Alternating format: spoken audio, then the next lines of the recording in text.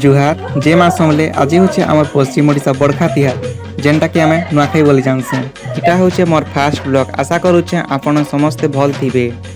आमर फैमिली रे आउ गाँव रे केनता करी नुआखाई के सेलिब्रेट करा जैसी चलो देखमा। जदि मोर वीडियो भल लागला बेले चैनल के सब्सक्राइब करबे और वीडियो के लाइक गुटे कर देबे।